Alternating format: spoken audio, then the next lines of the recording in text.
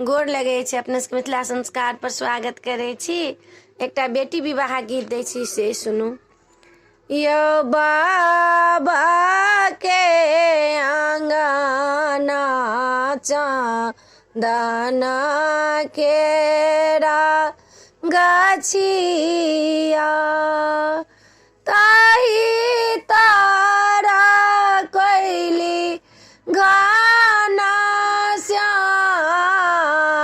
माया निका निका बचना सुनाबी हेरे कोइली हम जेबै बड़ा पड़ा घर आई यो निका निका बचना सुनबी हेरे कोइली हम जेबै पड़ा घर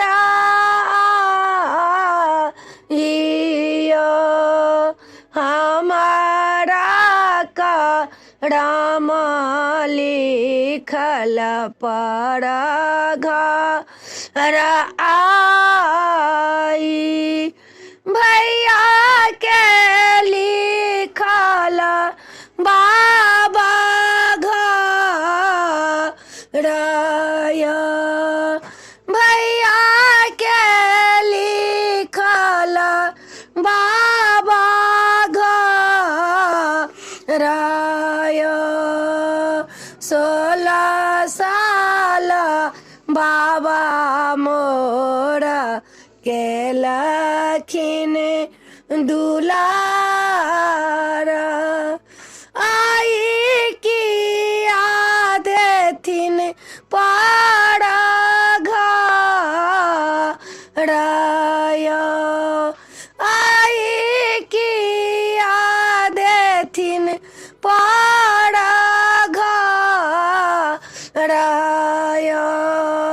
हमारा जनमा भेला धरती धसी गेला ताये भेली पड़ा घर आइयो बाबा के आंगना चांदना केरा गाछिया ताही पारा कोइली गाना श्यामाया।